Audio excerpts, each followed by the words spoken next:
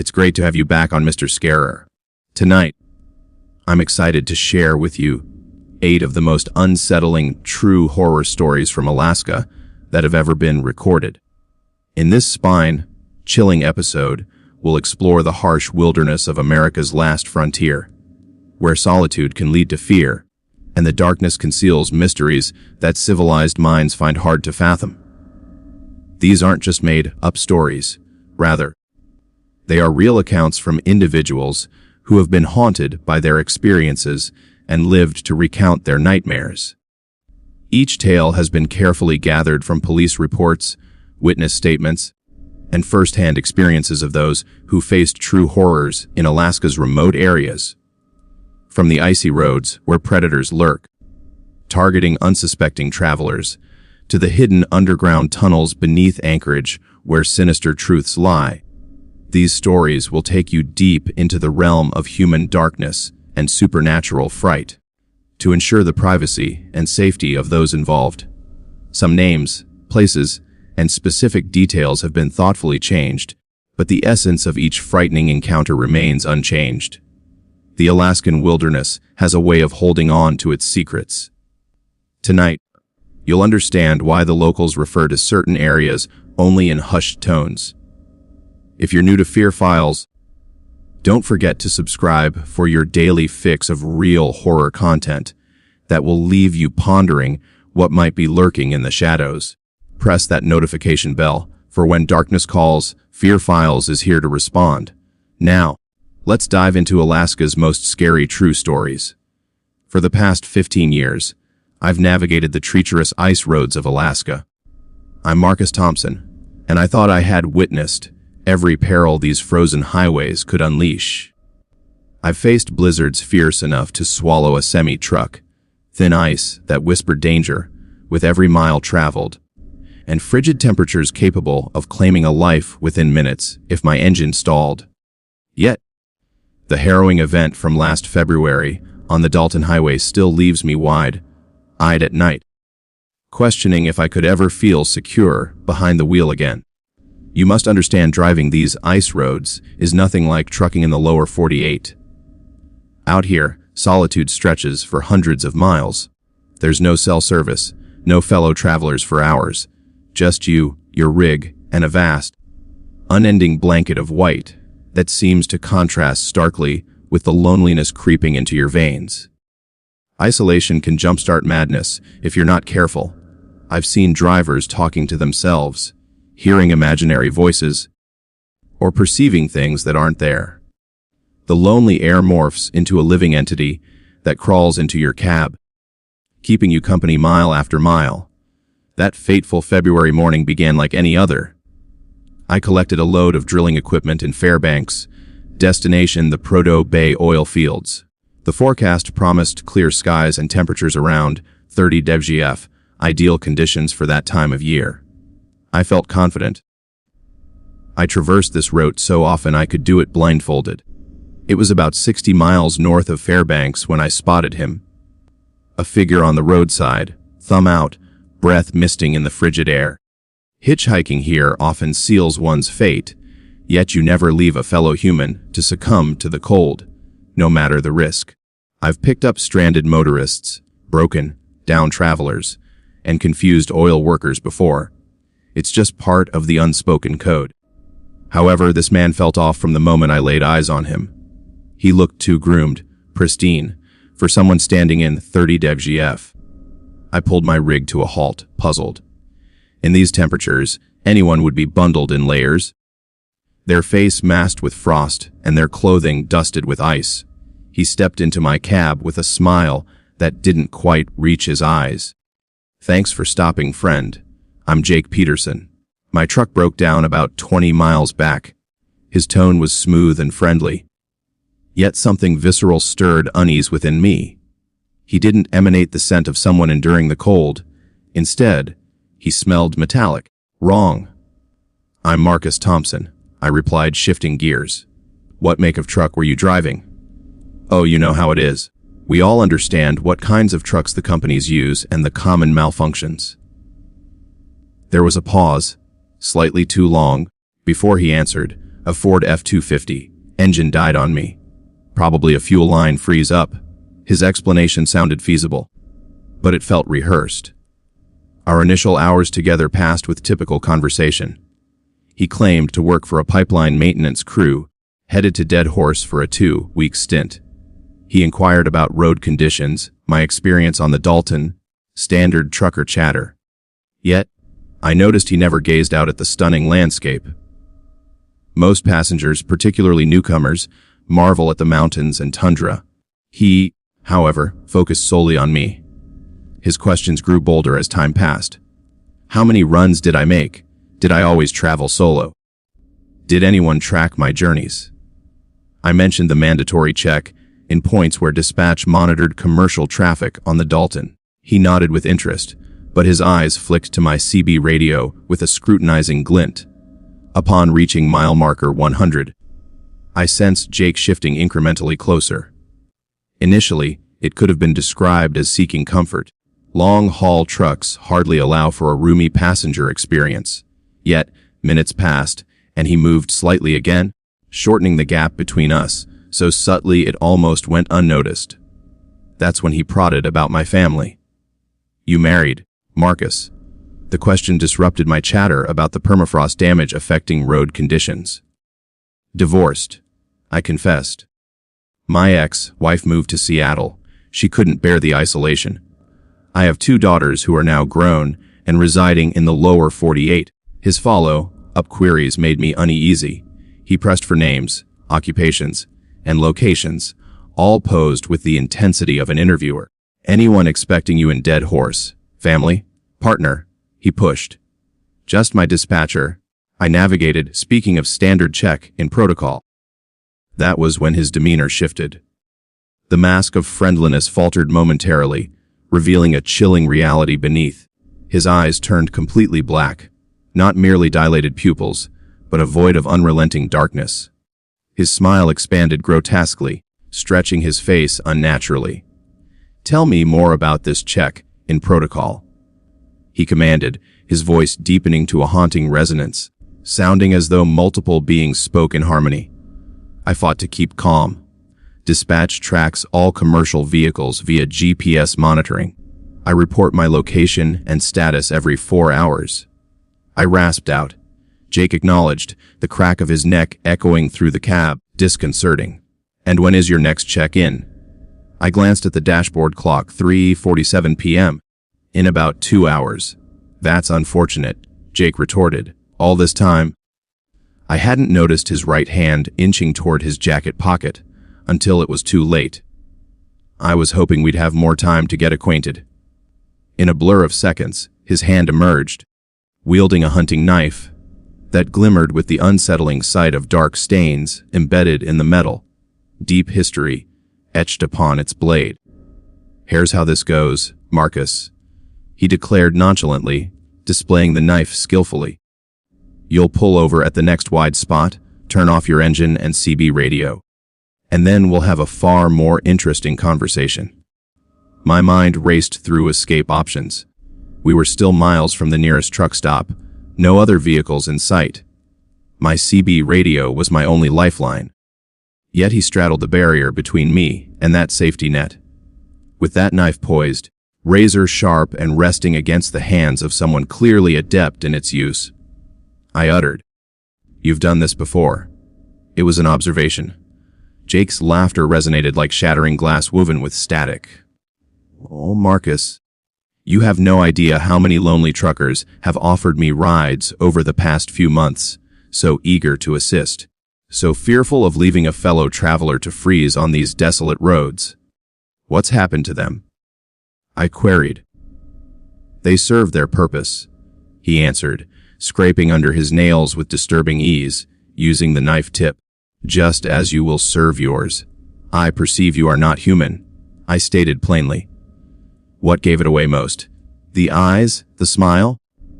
Or did you notice that I have yet to breathe since entering your truck? He was right. I hadn't witnessed a single rise and fall of his chest, no hint of breath, merely movement and dialogue in ice, cold air. The real Jake Peterson died 3 days ago, the creature proclaimed.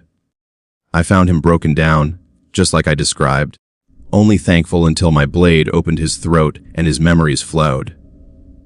The being leaned in so close, I recognized that what I mistakenly perceived as human teeth resembled row upon row of razor-sharp spikes, resembling a lamprey.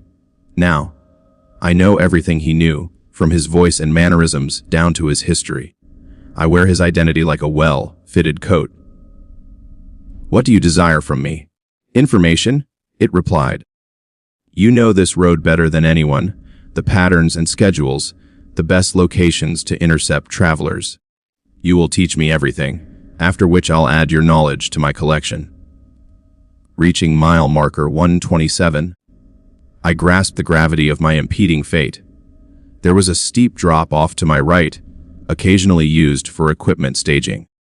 If I was meant to perish, it would not be passively. I yanked on the steering wheel, veering sharply to the right and slamming on the brakes.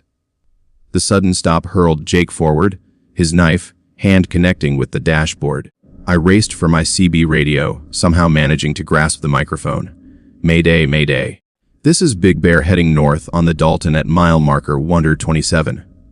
I have a hostile passenger armed with a knife. Request immediate assistance from anyone available." The entity wearing Jake's countenance seized the CB with a vice-like grip, obliterating it with ease as sparks flew from the wrecked electronics. "That was very foolish, Marcus," it warned, a reverberation echoing from under its straining disguise. In that moment, I bolted from the driver's side door. Behind me, I heard a laugh, not human, but bone-chilling. Still upright on the icy ground, I distanced myself from my rig, though the chilling cries of other voices resonated behind me. There were too many sounds, overlapping in a chaotic chorus of languages, some distinctly human, while others were grotesquely inhuman. The disjointed cacophony seemed to emerge from within my cab, rather than the enveloping environment. Gazing back, I saw Jake Peterson. But there wasn't just one. Multiple versions emerged.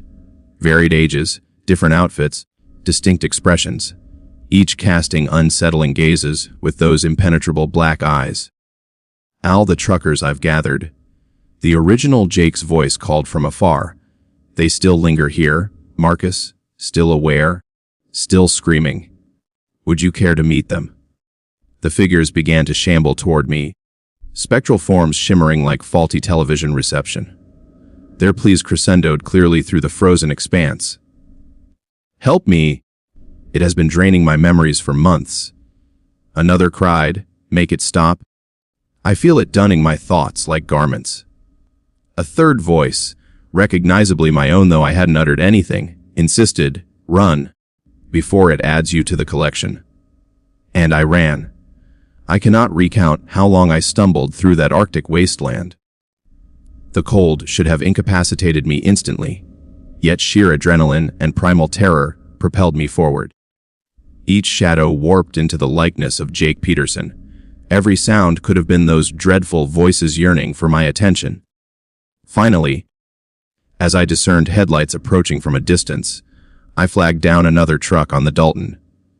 Once inside again, I relayed my manic account of monsters, ethereal voices, and unimaginable horrors.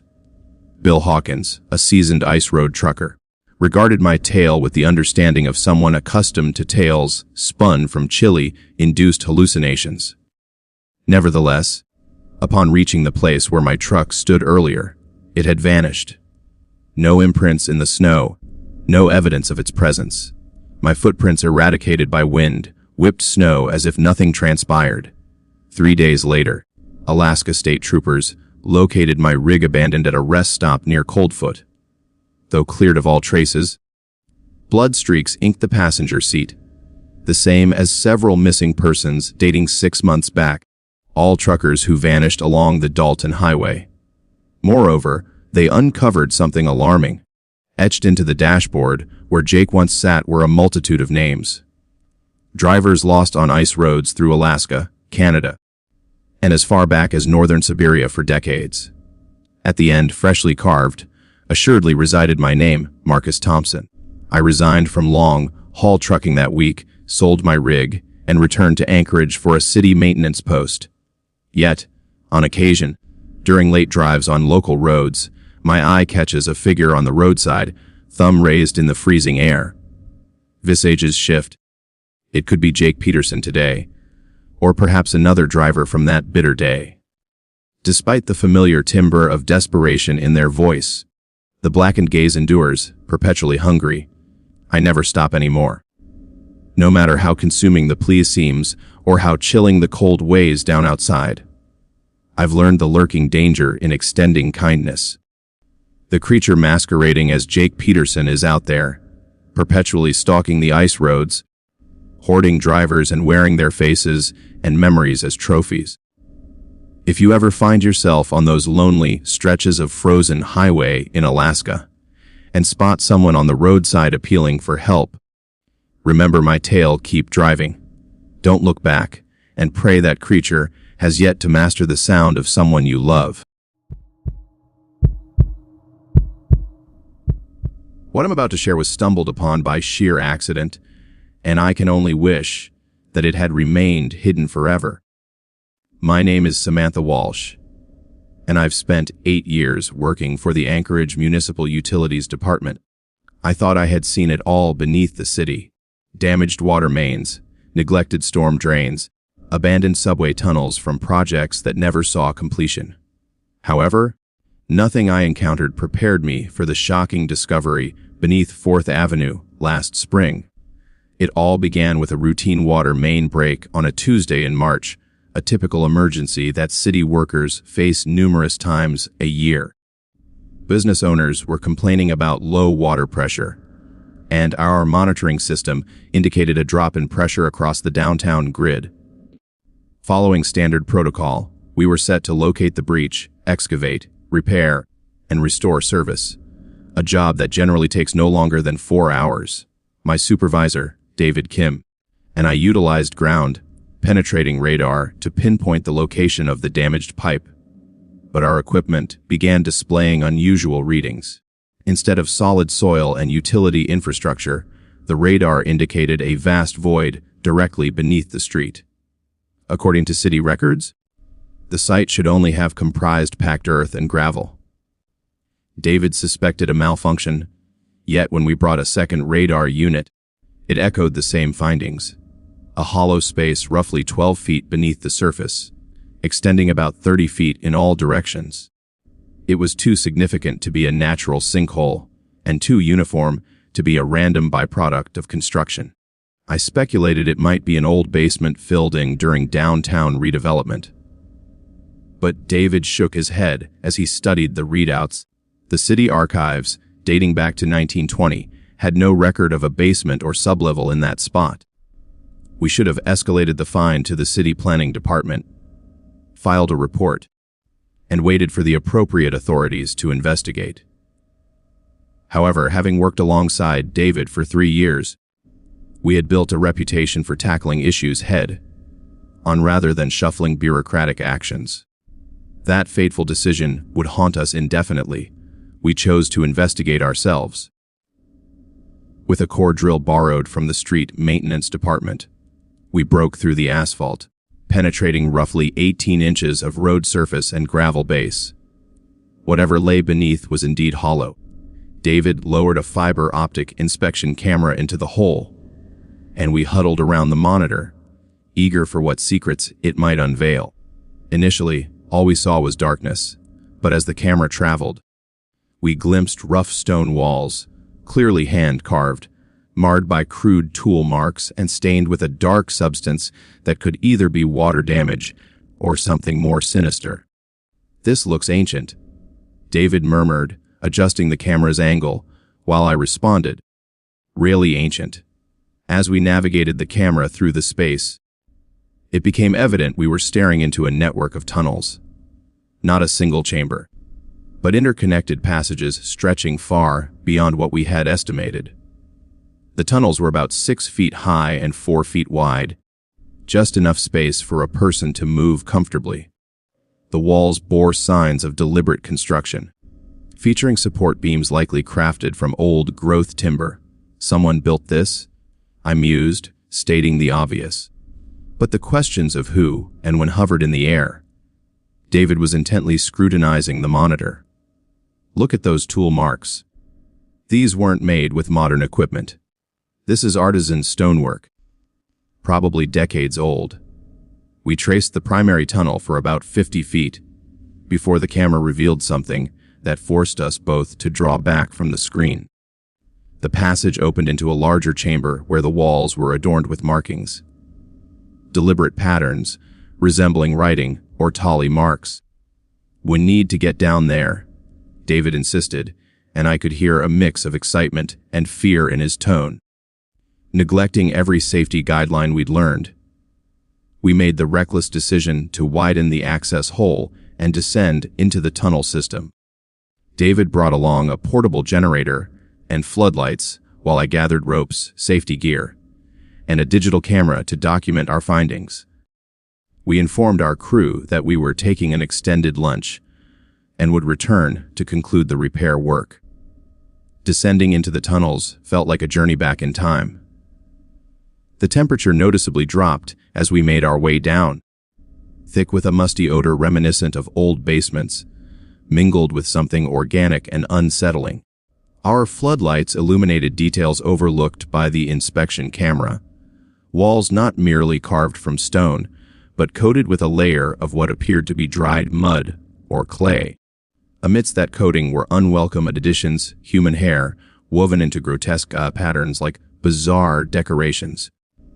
"Oh my God," David whispered, the beam from his flashlight flickering across a section where blonde hair was intricately braided. "What is this place?" But that was just the beginning. As we explored deeper into the tunnel network, we realized that it stretched far more extensively than the radar had indicated.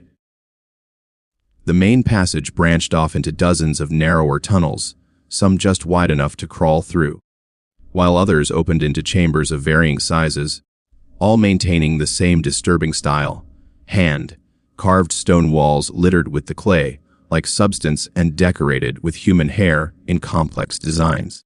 In the third chamber, we stumbled upon something that could only be described as a shrine: personal belongings meticulously arranged on stone shelves.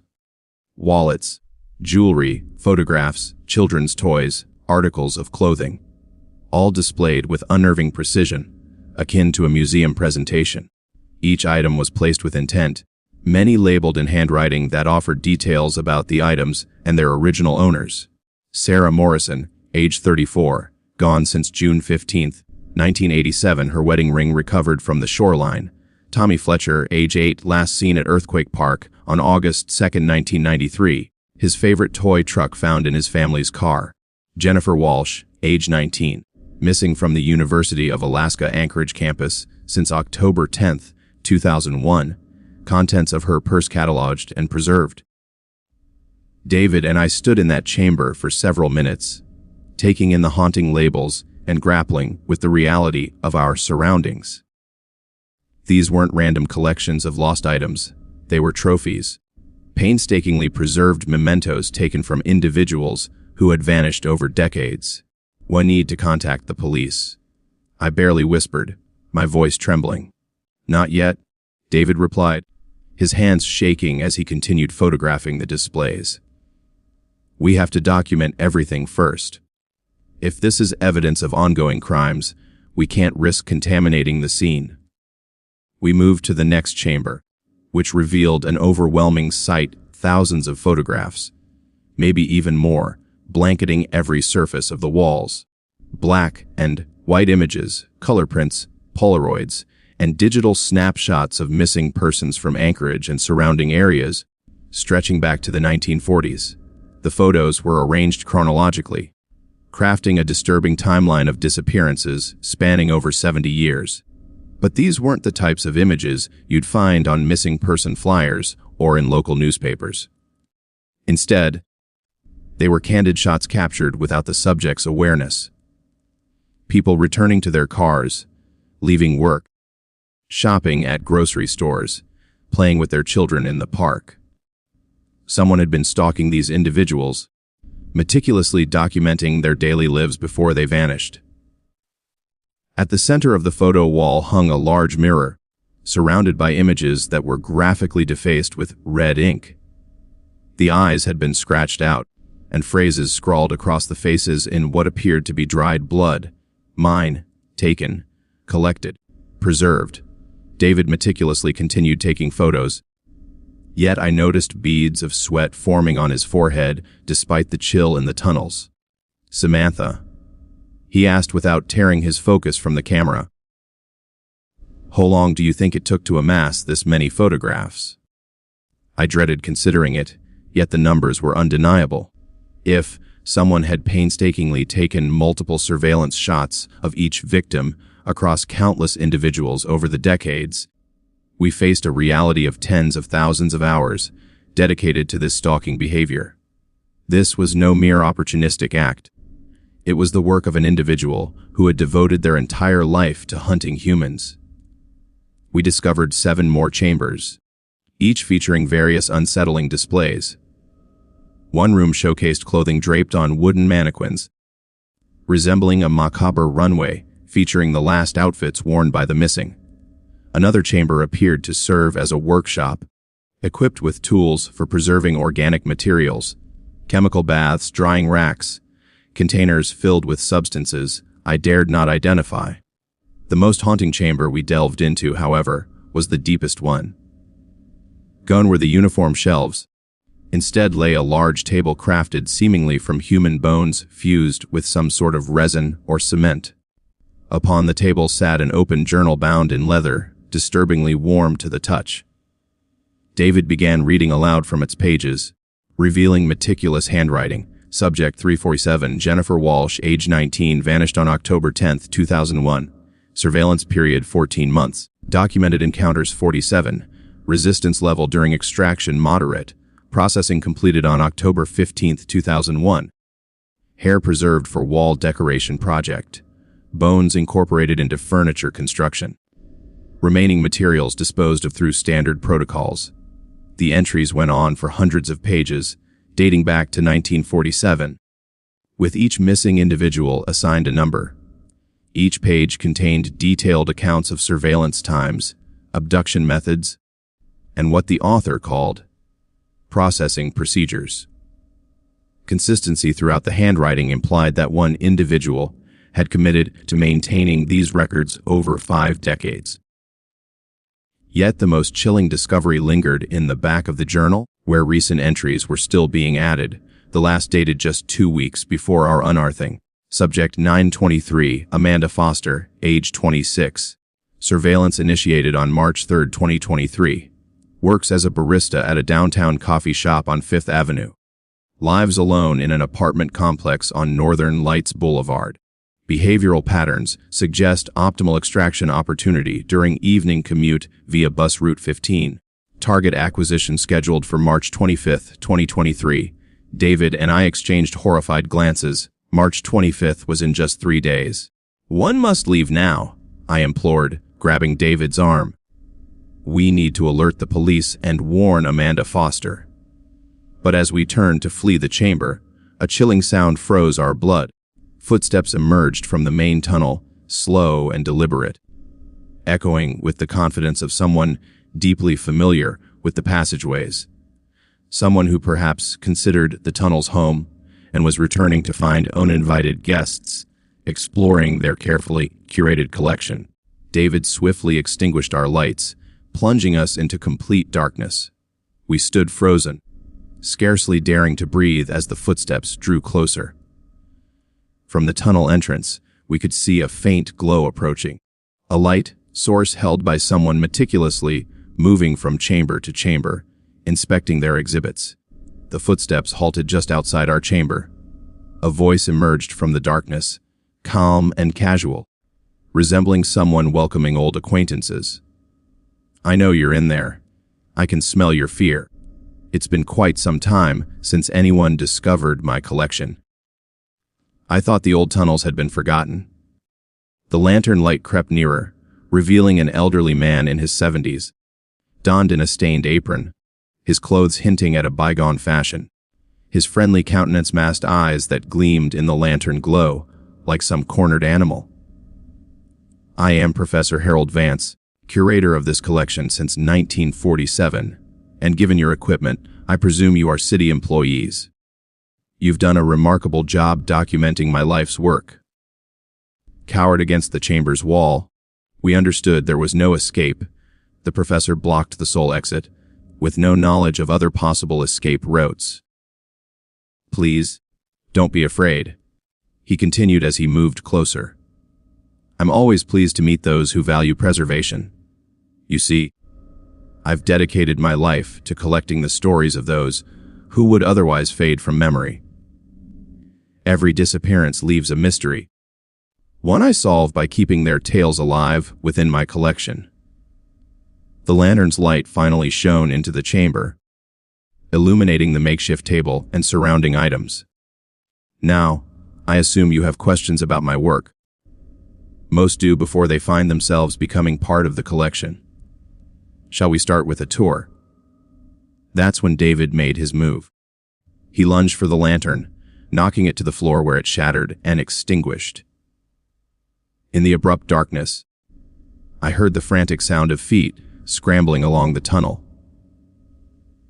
Professor Vance urgently yelling about protecting the collection. David grabbed my hand and pulled me towards what he remembered as the chamber exit. We fled through the tunnels, lost in the blackness, crashing into walls and tripping over obstructions, relying solely on David's recollection of our earlier route. I shall not allow you to escape. Professor Vance's voice echoed ominously. You've encountered the collection, and you've become part of this tale. You must remain and assist me in preserving the legacies of those long forgotten. Strangely enough, David and I eventually maneuvered back to the access hole we had originated from. Climbing into daylight felt like a divine blessing. We then spent an agonizing 5 minutes urgently dialing every emergency number we recalled. The Alaska State Troopers, FBI, and Anchorage Police responded with the most comprehensive underground search operation in the state's history. They uncovered the tunnel network, chambers, and the horrifying collection of trophies and photographs. They found evidence linking Professor Harold Vance to the disappearances of over 900 individuals over 7 decades. However, Professor Vance himself remained untraceable. The tunnel spanned far beyond our exploration, connecting to storm drains, abandoned utility corridors, and natural cave systems underlying much of downtown Anchorage. He could have escaped through countless escape routes, or might still be lurking within those tunnels, waiting in isolated chambers we never located. Amanda Foster was placed under protective custody and corroborated that she had sensed someone watching her for weeks before our find, noting the same elderly man repeatedly observed in her coffee shop, sitting alone, always watching her intently.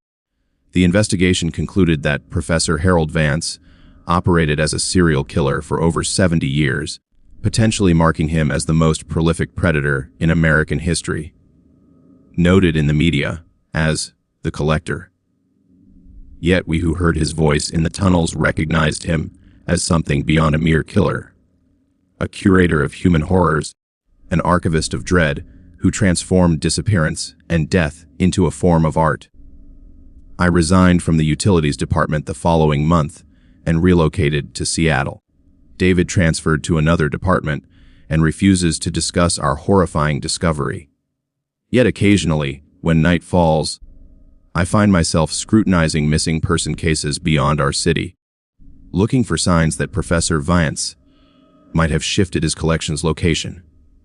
Because I believe he continues to lurk out there, watching, collecting, and every time I hear about someone gone without a trace, I contemplate whether they may have become the newest addition to a collection that reaches across numerous towns, spanning decades and distant underground networks that most remain oblivious to.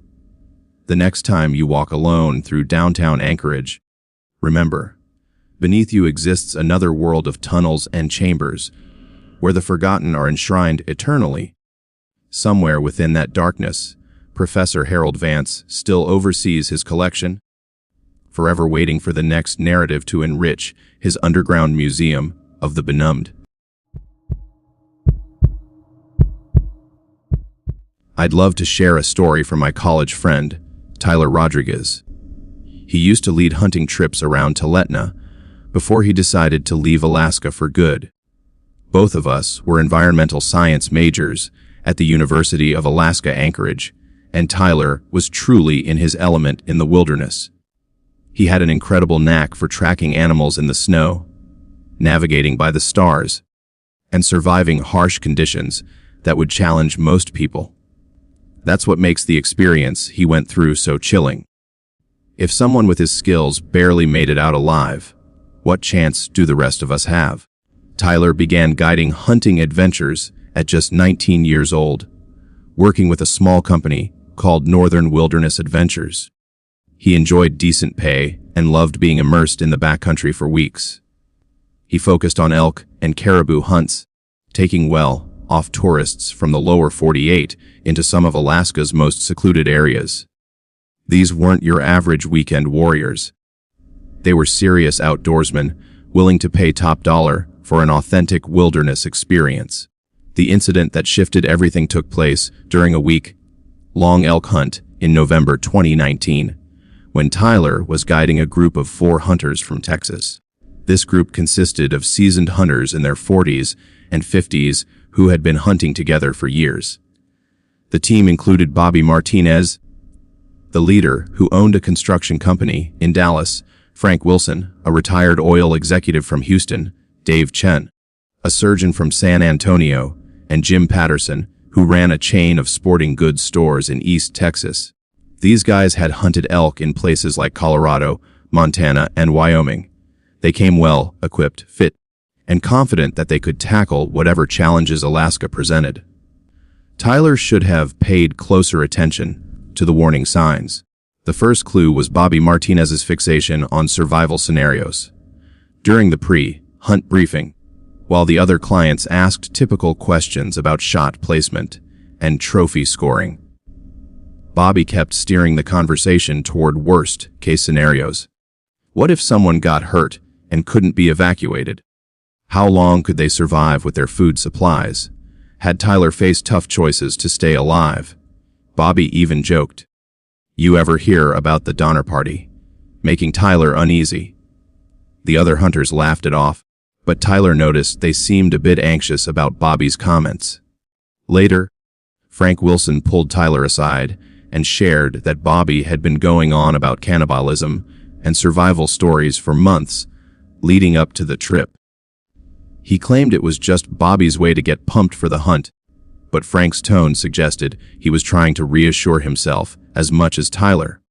They flew into the hunting area via bush plane and set up their base camp in a valley about 60 miles northeast of Tuletna, prime elk territory surrounded by dense spruce forests and steep mountain slopes offering excellent hunting opportunities. The weather forecast was cold but clear, ideal for a November outing. Everything took a turn on day 2. Tyler woke up to find 6 inches of fresh snow on the ground, with more snow falling heavily. The temperature had dropped 20 degrees overnight, and the wind was picking up.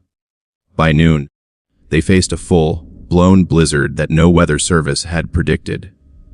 Visibility dropped to less than 50 feet, and their GPS units began malfunctioning due to the extreme cold. Tyler assured the group they would ride it out and be back to hunting the next day, but the storm continued relentlessly. For 3 days, the snow fell without stopping, piling up around their camp and partially burying the tents.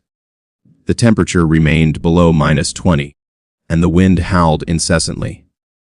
Their propane supply for the heaters started dwindling, and their portable generators kept freezing despite Tyler's efforts to keep them running. On day 4, they decided to hike out to the pickup point, where their bush pilot was scheduled to collect them in 3 days. But with the GPS units dead and visibility nearly zero, Tyler had to navigate using a compass and dead reckoning through terrain that looked entirely different under several feet of fresh snow. They quickly got lost. By the afternoon of day 5, Their food supplies were critically low. They had started the trip with enough provisions for 7 days. But the intense cold forced them to burn more calories just to stay warm. Tyler rationed what little food they had left, but it became clear they only had about 2 days' worth of food remaining at best. That evening, while huddled around a small fire in a makeshift shelter, Bobby Martinez made his first joke about cannibalism. "Well, boys," he said, poking at the flames, "if we don't find our way out soon, we might have to decide who looks the most appetizing."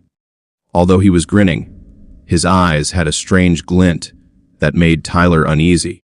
The others laughed nervously. Frank Wilson commented about Bobby watching too many survival shows. Dave Chen suggested they'd likely find the trail in the morning, while Jim Patterson simply stared into the fire, silent. Yet Tyler noticed Bobby sizing the other hunters up, looking at them with an expression that gave Tyler chills. On day 6, the weather broke a bit, but their situation remained bleak. While the snow had stopped, the overcast skies made it hard to gauge the sun's position. Every direction looked the same: white forest interspersed with steep slopes and frozen creeks. Tyler tried to stay optimistic, but a nagging worry crept in that they may not make it out alive. That afternoon, they stumbled upon a body buried in the snow at the base of a large spruce tree. From the clothing and gear, Tyler could tell the man had been missing for at least a year, likely longer. The cold preserved the body remarkably well, and it was obvious he died of exposure rather than injury. "Poor bastard," Frank Wilson muttered. But Bobby had a different reaction. He knelt beside the frozen corpse, examining it with intense interest. "Look how well preserved he is," Bobby said, running his gloved hands over the dead man's arms and legs. "The cold keeps everything fresh, like nature's refrigerator." "What are you doing?" Dave Chen asked, but Bobby ignored him. "I'm just saying," he continued. "Made his meat, and we're running out of options here." The others stared at him in horror. "You can't be serious," Jim Patterson exclaimed. Bobby looked up with that unsettling grin. "Why not? He's already dead. We didn't kill him, and if we don't eat something soon, we'll end up just like him."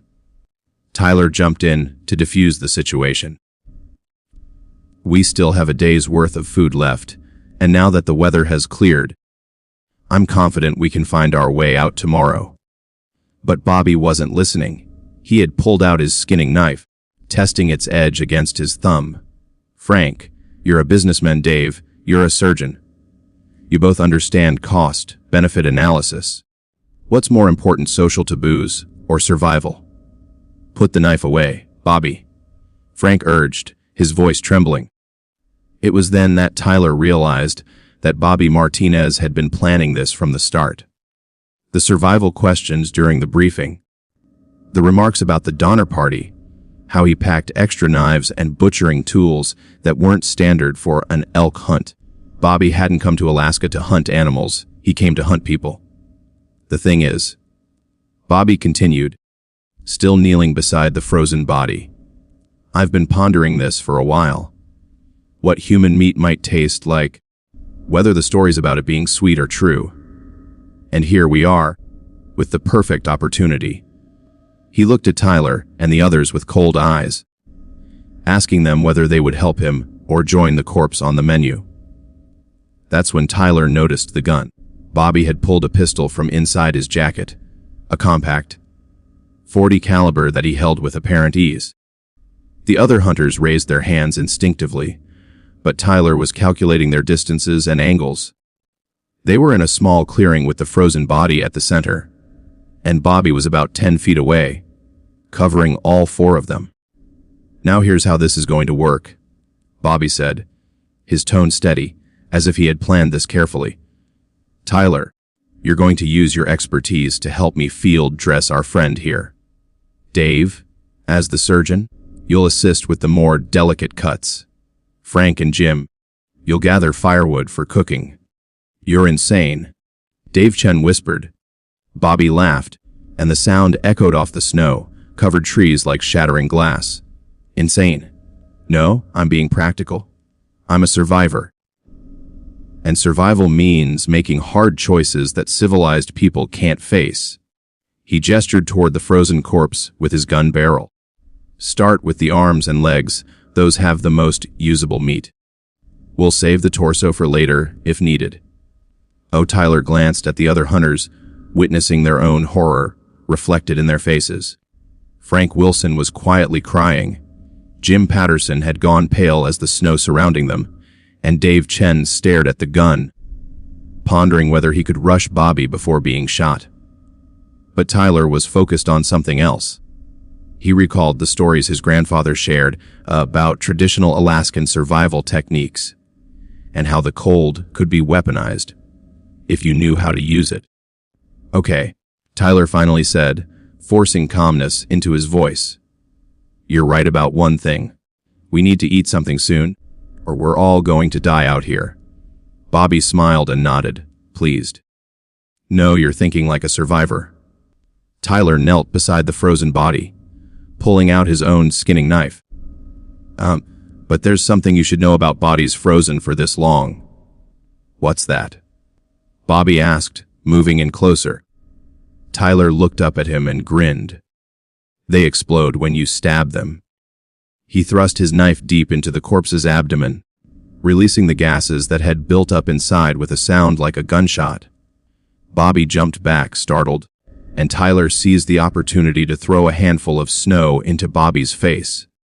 Partially blinded and off balance, Bobby fired his weapon, but the shot went wide as Tyler tackled him around the waist, driving both into the deep snow. The other hunters quickly joined in, and within seconds had Bobby pinned to the ground, with Dave Chen holding his gun hand down. You fools, Bobby snarled, spitting snow and blood from a cut lip. You've just doomed us all to death when you're starving in 2 days! Remember, you chose to die over a rotting corpse. They secured Bobby with rope from their packs and left him tied to a tree while they searched for a way out. Tyler climbed to higher ground to get a better sense of where they were and eventually determined their approximate location. It took them another day and a half, but they found their way back to the pickup point, where their bush pilot awaited, concerned. Bobby Martinez was handed over to the Alaska State Troopers, who discovered he had been orchestrating similar hunting trips for over 2 years. The investigation revealed that Bobby had been in contact with underground forums about cannibalism and had researched remote hunting areas where people could disappear without extensive searches. They found detailed notes in his belongings outlining plans to isolate and kill his fellow hunters, intending to claim they had succumbed to exposure while he survived by consuming their remains. 3 other hunters who had previously gone on trips with Bobby had never been located. Tyler Rodriguez left Alaska 2 weeks after providing his statement to investigators. He moved back to Texas, sold all his hunting gear, and now works as an office manager for an insurance company in Austin. He told me he's never gone hunting again and never plans to. The most unsettling part, he shared with me 3 years later, wasn't just that Bobby was willing to kill them. It was how much he seemed to anticipate it. Like this was his plan all along. And getting lost in the wilderness was merely a convenient excuse to follow through. Tyler pauses whenever he reaches this part of the story, looking off into the distance, as if he sees something we can't. Sometimes I wonder how many other Bobby Martinezes are out there. How many people sign up for remote hunting trips or wilderness adventures, not out of love for nature, but because they're excited about being alone with strangers in places where no one will ever find the bodies. Tyler hasn't gone camping again, hasn't spent a night alone in the wilderness, and hasn't even fished by himself. Now he knows that the most dangerous predators in Alaska aren't bears, wolves, or harsh weather. They're humans who learn to wear civilization as a mask, waiting for that perfect moment to reveal their true selves. And once you see that side of humanity, Tyler says, You can never feel safe in the wilderness again.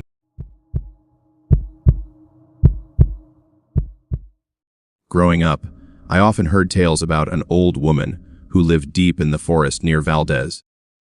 The Tlingit elders shared these stories with us kids whenever we wandered too far from home.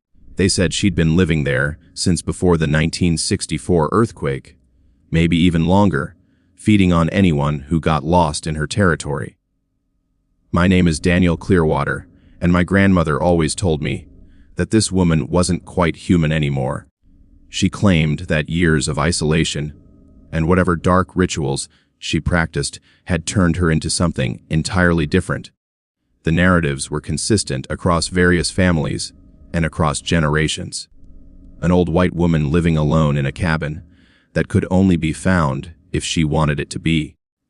Kids who strayed too far from their villages would sometimes come back with stories of hearing beautiful singing from deep within the woods. The music was so enchanting that they felt compelled to follow it until their parents found them miles away from where they should have been. But sadly, not all the kids who heard the singing made it back home.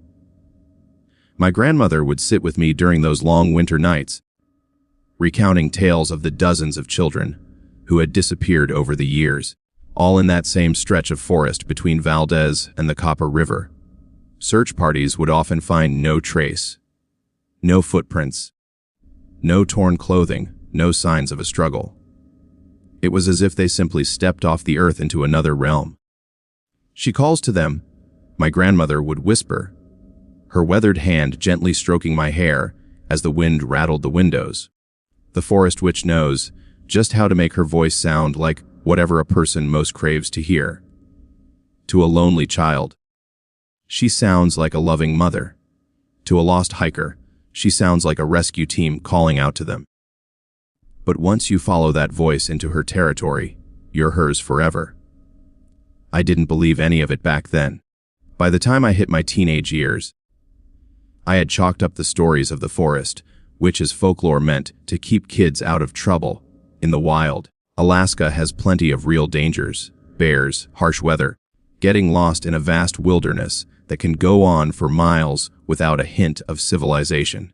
The idea of a supernatural predator always seemed excessive when nature posed so many lethal threats. My skepticism lasted until I was 19 and went camping with some friends from high school.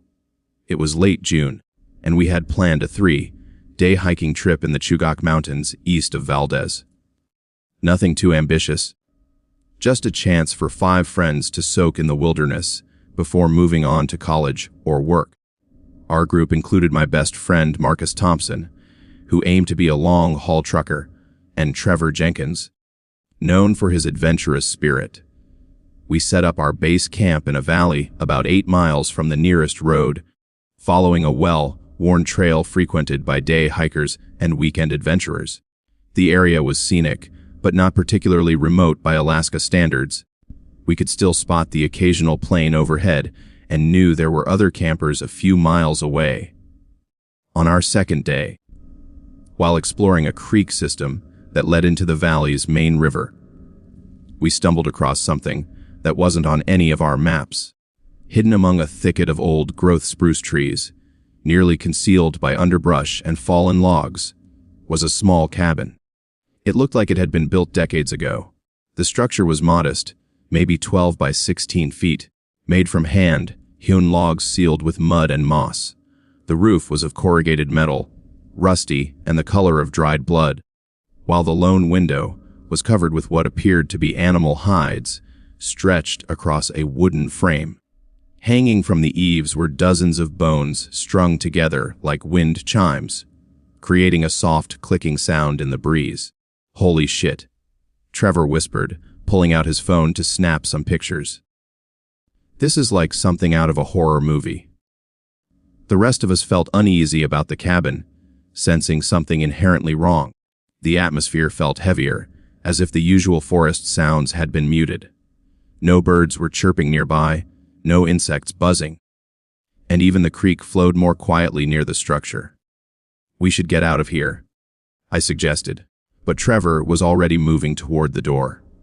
"Come on, Danny," he called, using my childhood nickname. When are we ever going to have another chance to explore something like this? This could be a historical site or something. The door was fastened with a simple wooden latch, but it opened easily when Trevor lifted it.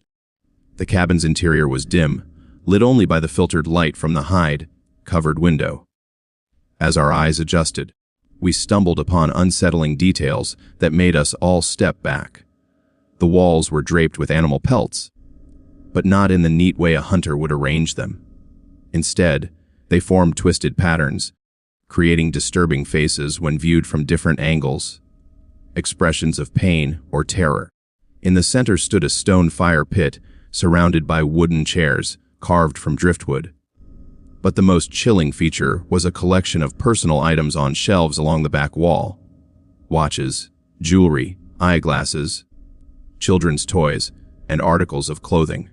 It was clear they had once belonged to hikers or campers, now displayed like trophies in some twisted museum.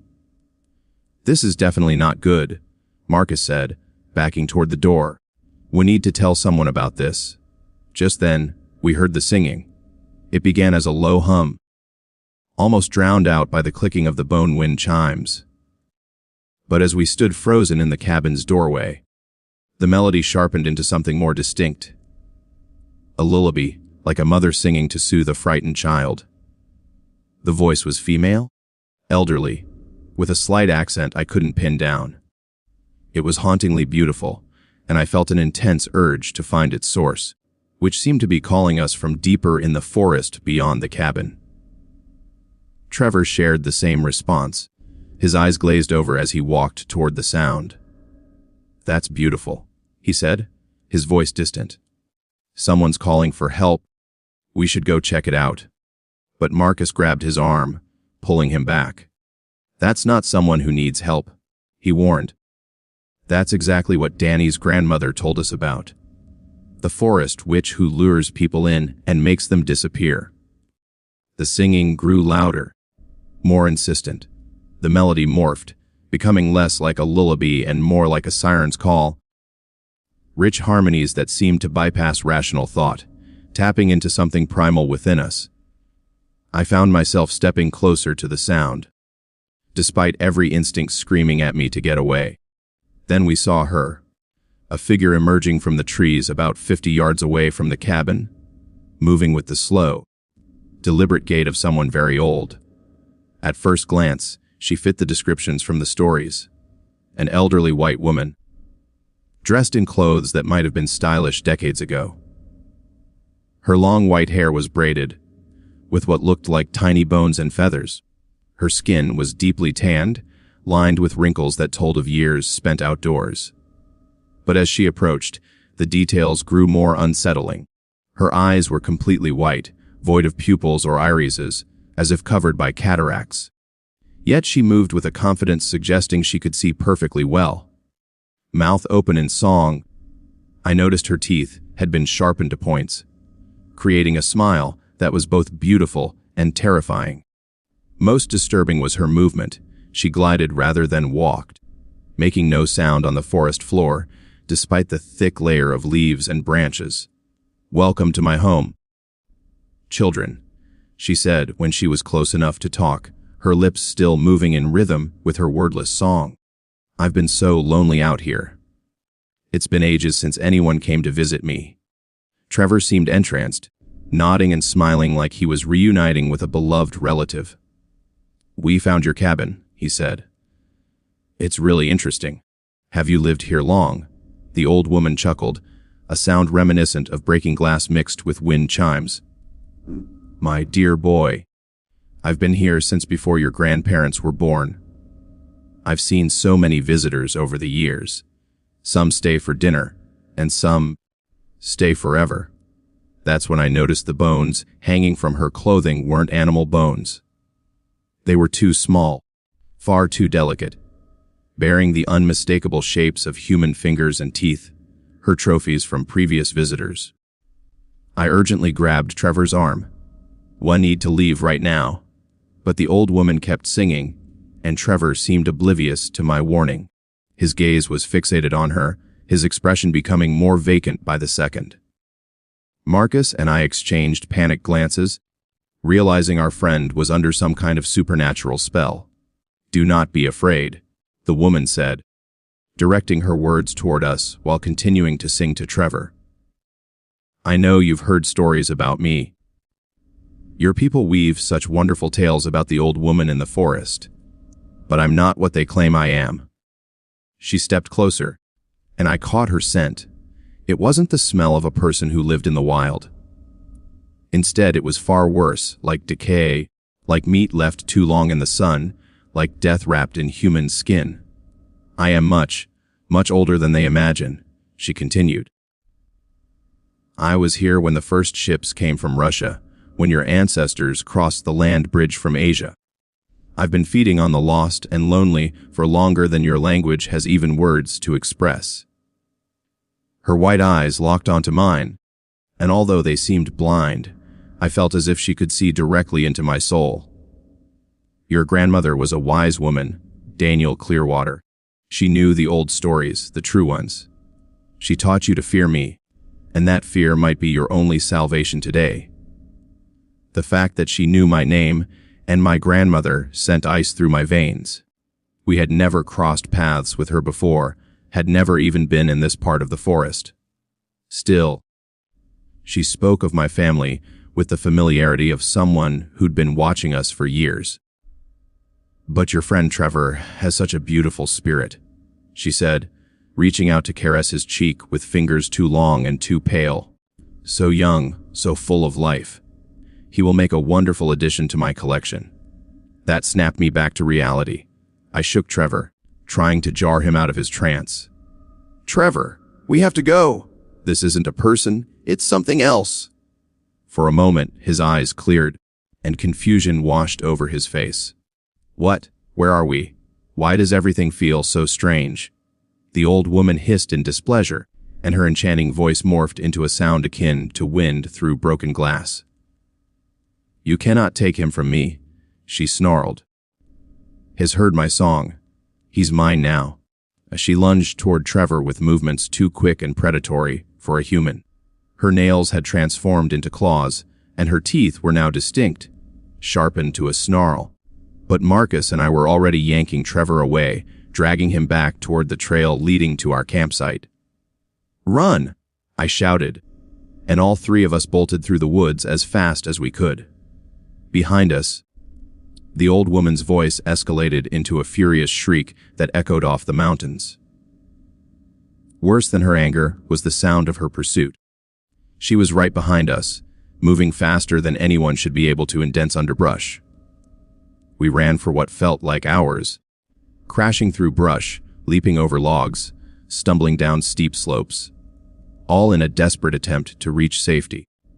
Each time I glanced back, I caught glimpses of white hair and pale skin flickering between the trees, always close enough to remind us she was still hunting. Gradually, Trevor regained his senses, but he had no memory of the forest witch. As far as he recalled, we had found some unsettling evidence of squatters and decided to leave for safety. Once we made it back to our campsite, we packed up our gear as quickly as possible and hiked out to our car that same evening. None of us wanted to spend another night in those woods, especially with the awareness that something inhuman was stalking us. The Alaska State Troopers looked into our report about the cabin and its unsettling contents, but they found no trace of the place we had described. The GPS coordinates led them to a grove of spruce trees without any signs of human activity, past or present. They concluded we must have been disoriented and mistook natural formations for structures. But just 3 months later, Trevor Jenkins disappeared while hiking alone in the same area. Search teams found nothing, no gear, no footprints, no struggles. He had simply vanished as if he'd never existed. The night he went missing, residents of Valdez reported hearing beautiful singing from the forest. The music was so enchanting that some people thought about venturing out to find its source. I've never gone camping in Alaska again. The forest witch is still out there, still calling to the lost and lonely, still adding to her collection of human trophies. And sometimes, late at night, when the wind rustles the trees around my home, I swear I can hear her singing, calling my name, waiting for me to follow her back into the darkness where she's been hunting for longer than human memory can recall.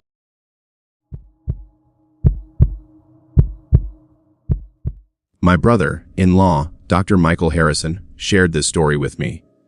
He used to work for the NAA in Barrow, Alaska, before the research facility was suddenly shut down, and all their findings were classified at the highest governmental levels. Michael was part of a climate research team studying permafrost changes, which was supposed to be straightforward work, just keeping track of temperature changes and environmental impacts.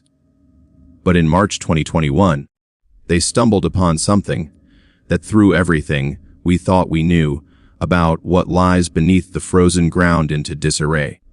Michael spent 18 months at the Barrow Arctic Research Center, earning respect as a climatologist with over a decade of experience in polar research. He was meticulous in his work, which is what you'd expect from someone in government science. His team included atmospheric scientists, geologists, and environmental engineers, all investigating how climate change was impacting Arctic permafrost stability. They drilled core samples from deep within the frozen ground to pull out cylinders of ice and soil containing climate data that went back thousands of years. Analyzing these samples allowed them to track temperature patterns, atmospheric changes, and predict future environmental shifts. It was vital work, but considered routine for Arctic research. The drilling site where they made their shocking discovery was about 15 miles east of Barrow, chosen for its representative permafrost characteristics. Geological surveys indicated that the frozen ground could be over 100 feet deep, with layers of organic material preserved in ice for ages. It was perfect for the long-term climate studies that the NAA was funding. Things started to go awry once their drilling equipment hit unexpected resistance at 23 feet. The permafrost should have been uniformly frozen there, but they encountered something solid that wasn't ice or compressed soil. After several fruitless attempts to break through, they brought in heavy-duty mining machinery designed for Arctic conditions. When they finally penetrated the obstruction, what they uncovered defied all their assumptions about the composition of permafrost. Instead of excavating ancient organic material, they found a cavity containing what looked like artificial structures. These weren't just random debris. They were organized and clearly exhibited signs of intelligent design and deliberate placement. Initially, we thought we had uncovered some historical site, Michael told me, his voice still strained from the weight of what he had witnessed. Maybe remnants of an old Inupiat settlement or artifacts from early Arctic explorations. But as we pulled out more material, it became obvious that we were dealing with something vastly older and bizarre. The items they recovered from the ice were nothing like what you'd find in archaeological digs. There were metal tools made from alloys that didn't align with any known metallurgy, and intricately carved bone artifacts depicting creatures that had no known Arctic counterparts. The most disturbing part: they found human remains. The first set of perfectly preserved bodies were encased in ice, but they exhibited traits that weren't linked to any known ethnic or racial group. The skeletal structure was essentially human, yet the individuals appeared significantly taller and more robust than current humans. Their skulls had signs of surgical modifications, precise holes drilled into them using tools that seemed far more advanced than anything from pre-industrial Arctic cultures. Michael recounted that the skulls had been opened, but not crudely like in trepanation or battlefield injuries. These were meticulously carried out surgical procedures. Bone was removed in perfectly circular cuts, and something had been inserted into the cranial cavity before resealing the skulls. When the team examined these modifications with portable X-ray ray machines. They found artificial items where the brain should have been. Metallic devices of unknown purpose intertwined with what remained of the nervous system, suggesting these modifications were done on living individuals. These devices had somehow connected to the brainstem and spinal cord with a level of surgical precision we couldn't replicate today. Michael explained, trembling as he recalled it. Whatever these individuals were before their modifications, they had entirely transformed into something else. The facilities director, Dr. Patricia Wong, quickly classified their finds and called in military personnel from Joint Base Elmendorf, Richardson. Within hours of the first body being retrieved, the site was filled with soldiers and officials who took over the operation. Michael and his team were required to continue excavating, but now under military supervision, following strict security protocols that involved signing non-disclosure agreements and facing constant surveillance. Dr. Wong informed them they had stumbled upon something of immense national security importance. She insisted, the modified bodies and structures we're discovering have implications far beyond climate research. We must extract everything, document everything, and absolutely maintain secrecy about our findings. Over the next 3 weeks, the excavation unveiled dozens more bodies, all displaying the same surgical modifications and all perfectly preserved in ice that seemed to have formed around them thousands of years ago. But the most alarming discovery was evidence that the surgical procedures had been carried out recently. Not in some ancient civilization, but within living memory. Some personal belongings found with these bodies included modern items like plastic buttons and synthetic fabrics, as well as dental work using contemporary materials. These weren't ancient artifacts, but remains from people who had lived and died in the past few decades. Yet they were buried 23 feet deep in permafrost that should have taken centuries to form. That's when we realized we weren't looking at an archaeological site, Michael said, lowering his voice to a whisper. We were facing an active operation. Someone had been performing surgical experiments on living subjects and burying them in artificially created permafrost. The ice surrounding the bodies wasn't a natural formation. It had been engineered to preserve the remains and hide the evidence. As military forensic teams looked into the modified bodies, they identified some as missing persons from across Alaska and northern Canada, hikers who had gone missing from state parks, tourists who vanished from small towns, and locals who simply never returned home from everyday errands. All of them had ended up in this underground facility, subjected to surgeries that transformed them into beings that weren't entirely human anymore. The darkest discovery awaited them. While exploring the deepest parts of the excavation site, the team uncovered an entrance to an even larger underground complex. Not a natural cave system, but a constructed facility with corridors and chambers extending far beyond where they started drilling. It had some kind of geothermal system in place, and many chambers were still heated and ventilated. Michael told me that it was a fully operational medical facility, his face pale as he remembered what they found inside those underground rooms. Surgical suites contained equipment light, years ahead of conventional medicine, with operating tables including restraints for struggling subjects and storage areas filled with jars of human brain tissue and other organs. The facility housed detailed records of surgical procedures dating back to the 1950s, documenting experiments in neural modification and consciousness transfer that sounded like something out of a sci-fi horror film. Each experiment was carefully recorded with photos, medical charts, and evaluations of the subject's behavioral changes. Most experiments seemed focused on replacing human neural tissue with artificial devices capable of controlling thoughts, memories, and behaviors. The surgical records described subjects who kept their human appearances while having their consciousness entirely replaced with something else.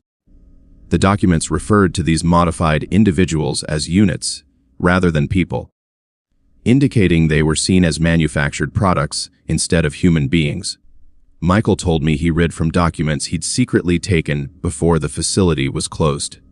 Step by step surgical procedures for removing parts of the brain and swapping them out with artificial control systems. The aim appeared to be creating human-like beings that could be programmed and controlled like biological robots. The most horrifying truth was that the facility was still operational.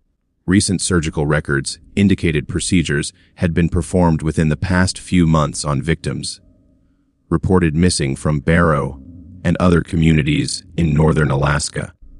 The underground complex wasn't an abandoned relic. It was an ongoing operation that had persisted for over 70 years. Investigators found living subjects in the facility's holding areas, people who had been reported as missing, yet they no longer responded to their own names or recognized family members in photographs. Though they appeared aware and responsive, their personalities and memories had been completely wiped and replaced with programmed behaviors. They looked human, Michael said, but when you spoke to them, you could tell something essential had changed. Their reactions were too perfect, too controlled. They showed no recognition of their past lives, no emotional responses to family pictures, and no unique personality traits. They had become biological machines that resembled people, but were no longer genuinely human in any meaningful way.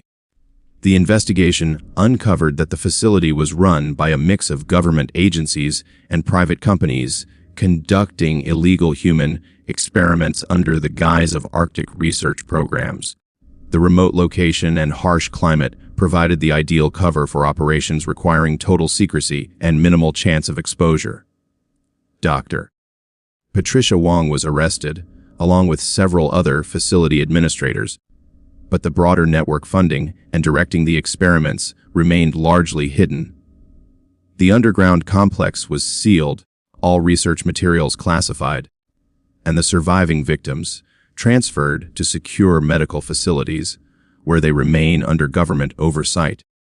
Michael decided to leave his position with the NAA and move to the continental U.S., but he couldn't shake the knowledge of what he had unearthed.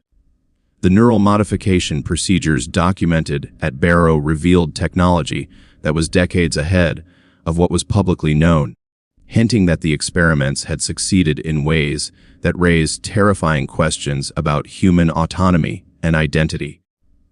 The scariest part, Michael said as he finished his story, is realizing this was just the tip of the iceberg. The documents we came across reference other sites, other research programs, and more underground complexes where similar experiments have occurred. For all we know, there are thousands of individuals who have undergone neural modification, living among us with their consciousness swapped out for artificial programming. He hesitated here, staring off as if he could see something we couldn't. Sometimes, I wonder if the technology developed at Barrow has been refined and rolled out more broadly. How would we know if someone we interact with has had their natural consciousness replaced with artificial programming? How many people in influential positions might be modified subjects following directives from whoever controls them? The facility's research records hinted at successful integration of modified subjects into society, programmed to perform complex professional and social roles while remaining under remote control. The potential for government infiltration, corporate manipulation, and social engineering is staggering. Michael hasn't gone back to Alaska, hasn't worked in government research again, and hasn't publicly discussed his experiences at Barrow, but he still keeps an eye on missing persons reports from remote areas, trying to spot patterns that might indicate similar operations are still happening. Because somewhere in the Arctic wilderness, in underground facilities hidden from the public eye, the work continues. Human consciousness is still being harvested, modified, and replaced with artificial programming for purposes we can only guess at. And those modified individuals walk among us, looking just like anyone else, unless you know what to look for. They hold jobs, have relationships, and engage in community activities, all while adhering to directives that originated in surgical suites buried deep beneath Alaska's ice. The next time you meet someone whose responses feel too perfect, whose personality seems oddly artificial, whose behavior appears programmed rather than instinctive, remember Dr. Michael Harrison's story from the Barrow Research Station and consider what might be influencing their thoughts from somewhere far beneath the Arctic ice. My sister, Emma Rodriguez, has always been the champion of sound sleep. Growing up in Juneau, we shared a cozy room in our family's humble home, just outside the bustling town. I'd often joke that she could doze off during a tsunami! While stormy nights would have me tossing and turning, Emma would snuggle under her covers, completely undisturbed, as if nothing could rouse her.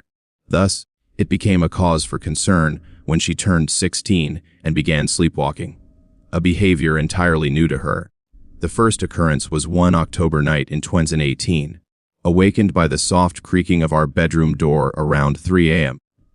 I glanced over and found her bed empty, the covers thrown back as if she'd simply risen for a bathroom visit. Believing this to be the case, I attempted to drift back to sleep. However, an uneasy feeling prodded me to check on her. To my shock, she wasn't in the bathroom and had vanished. Peering through the living room window, I spotted her standing alone in the backyard, barefoot in the snow, clad in only her pajamas, quietly staring at where our property met the vast Tongass National Forest. The chilling temperature had left frost forming in her hair and on her skin. "Emma," I yelled from the window, but there was no reaction. She remained as still as a statue. I rushed to wake our parents, and my dad had to bring her back inside. Although she felt ice, cold, she showed no signs of frostbite or hypothermia. Disturbingly, when Dad lifted her, her eyes were open, yet nothing seemed to register, as if she was awake yet completely oblivious, her body lax. The next morning, Emma couldn't recall any of it. No memory of wandering outside. Nothing more than her usual routine of going to bed and waking up in her room. When we explained what had occurred, she looked genuinely perplexed and slightly anxious, but she assured us she felt fine and had not experienced any strange dreams or sensations. My parents speculated that the stress of school and the trials of teenage life may have played a role. Being a junior, Emma was preoccupied with college applications and academic pressures, which could definitely affect her sleep. They scheduled a visit with our family doctor, but by the time the appointment rolled around 2 weeks later, Emma appeared completely normal, and the sleepwalking episode seemed to have been an isolated incident. Then it happened again. 3 weeks later, I awoke to the sound of the front door creaking open, and there she was, walking down the street in that uncanny, automatic manner. Still in her pajamas and barefoot, despite the chilly October air, I trailed her at a safe distance, careful to give her space while monitoring her movements. Emma strolled over a mile through our neighborhood, past the elementary school we both attended, stopping at the playground behind it. There, she stood at the edge, seemingly engaged in conversation with something invisible, her dialogue not mere murmurs, but genuine exchanges, as if another presence was responding to her inquiries. I could hear her side of the conversation clearly. "I understand," she said distinctly, "but I'm not ready yet. I need more time to prepare." After another pause, she added, "Yes, I know you've been waiting. I can feel your call during the day too. Not just at night, but my family will notice if I vanish too quickly." At that moment, I realized Emma was not mere sleepwalking. Something was beckoning her away for good. These night episodes felt like a kind of training or preparation for a greater purpose. As I approached her cautiously, softly calling her name to avoid spooking her, I couldn't prepare myself for what happened next. When Emma turned to face me, her eyes were pitch black, Complete darkness, as if something hideous was peeking out from behind her. "She can't hear you right now," Emma declared, but the tone wasn't quite right. It was her voice, yet spoken with an otherworldly harmony that no human could replicate. "She's learning to listen to us instead of you. Soon, she won't need her old life anymore." Terrified, I demanded, "What do you want with my sister?" The entity that resembled Emma grinned, though it was a predatory smile that I'd never seen on her sweet face. "We want what she's always been destined to offer us. Her dreams, her memories, her link to this waking realm. Her sleep produces exquisite visions and creativity that we can wield to solidify our presence in your reality. Let her go," I insisted, but the creature chuckled in Emma's voice. "She comes to us willingly. Each night, her spirit travels further from her body, spending longer within our domain. Soon, she'll permanently sever the connection and join us in the interstitial places between slumber and reality." I grasped Emma by the shoulders, urgently shaking her and shouting her name. For a sliver of a moment, her obsidian eyes flickered back to their soft brown, and she looked at me with confusion. "Why are we at the playground?" she asked, utterly bewildered. "How did we end up here?" I guided her safely home, remaining by her side until dawn. Yet she knew nothing about our crucial exchange or the entity utilizing her. The following morning, she appeared absolutely fine, concerned about her sleepwalking, yet remained clueless about the possible causes or her midnight escapades. My parents managed to book a consultation with a sleep specialist in Anchorage, but the incidents intensified, occurring multiple times each week before we could embark on that journey. Emma began sleepwalking 2 to 3 times a week, often venturing farther from home, stopping at various locations where she held extended dialogues with unseen entities, regularly shadowing her nocturnal excursions. I meticulously documented her words and actions during these nightly adventures. A horrifying pattern emerged. It grew evident that something was conditioning her, drawing her into an intermediate realm, an entity thriving on human dreams intent on slowly ensnaring its victims into its domain. The sites Emma explored during her sleepwalking were invariably related to sleep or oblivion. The playground where children napped, the hospital parking lot where individuals often succumbed to sleep and didn't awaken, and the cemetery where the eternally resting lay undisturbed. At each location, Emma engaged in increasingly intricate discussions about abandoning her physical existence to join whatever force was summoning her.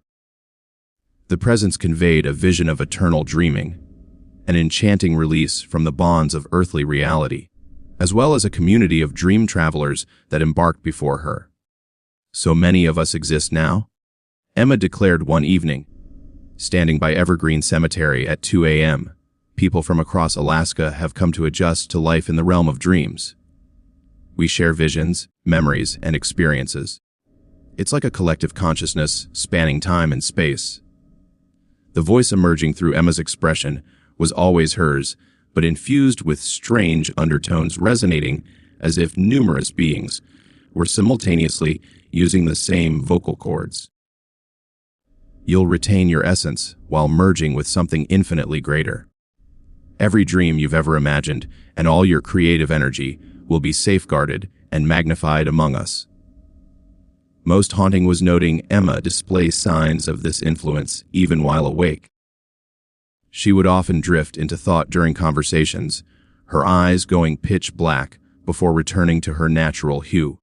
She began recounting vivid dreams that felt more substantial than her reality, detailing circumstances and events far too intricate for mere coincidence.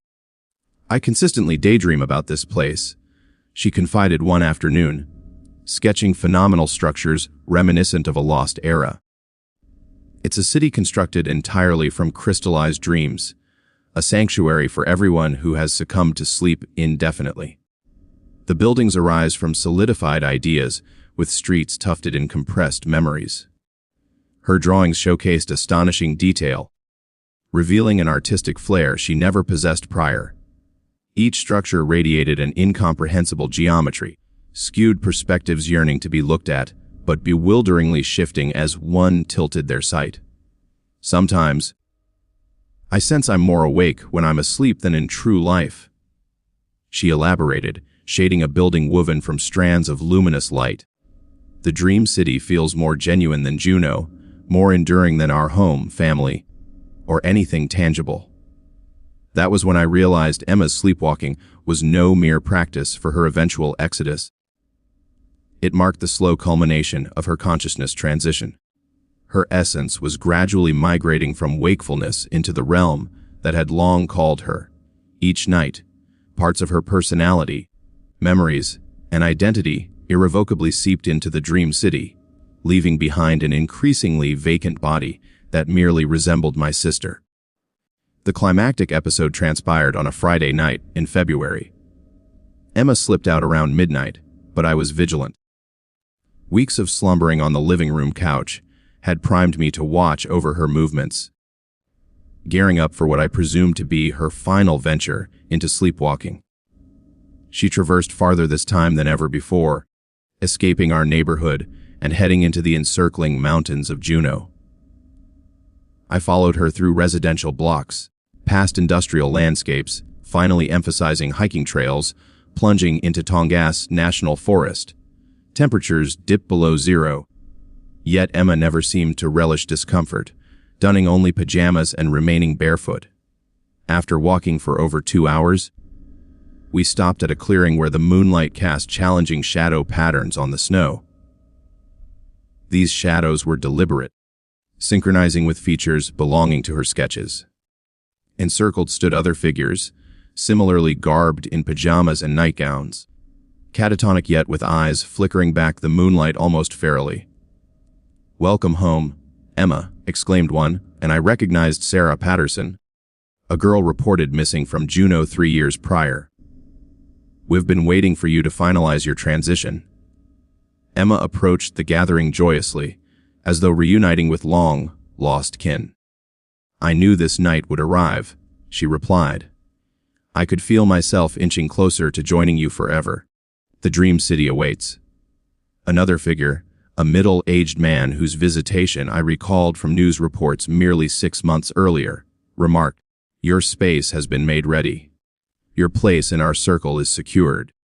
You shan't awaken again." It struck me then. These sleepwalkers were all individuals recorded as missing from Southeast Alaska over recent years. They hadn't been abducted or murdered. They were recruitment's slow descent, gradually gathered in by the entity governing the dream domain. Their awareness had been transitioned bit by bit until their physical forms ceased to hold importance. "Emma," I called, stepping into the clearing despite every atom within me wishing to flee. "Don't join them. They aren't real. They aren't your friends." All those figures turned their attention toward me, eyes aflame with unnatural reflections. "She has already made her choice," Sarah Patterson remarked. "Her passage is nearly sealed. There's nothing left for her in the world of the living." Yet Emma hesitated, her expression a mixture of uncertainty and conflict illuminating her features. For a moment, clarity flickered back into her eyes, reverting them to solid brown, devoid of a hint of that darkness that had become commonplace.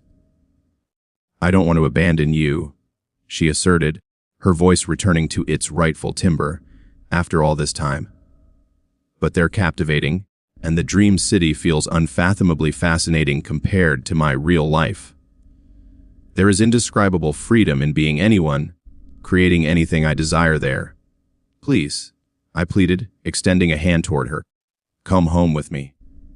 Don't let them rob you of your genuine life, your true family."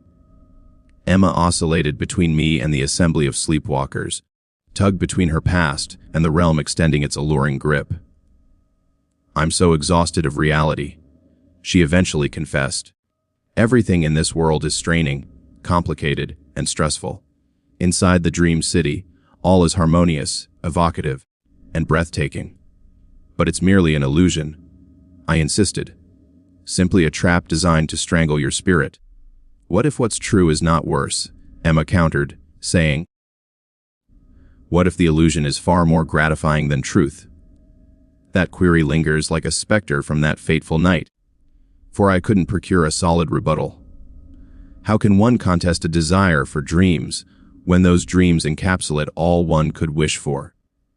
In the final analysis, Emma consented to return with me, though it was patently a harrowing choice for her. As we trudged back through the forest, she repeatedly glanced backward to the glade, where the other sleepwalkers remained suspended in those architectural shadow ships. Morning arrived, yet Emma strikingly resembled herself, though an abiding melancholy surrounded her, starkly unfamiliar. I exchanged paradise for the burdens of homework, chores, and the tediousness of wakefulness, she said. "I hope you comprehend what your plea cost me." In the aftermath of that night, Emma ceased her sleepwalking.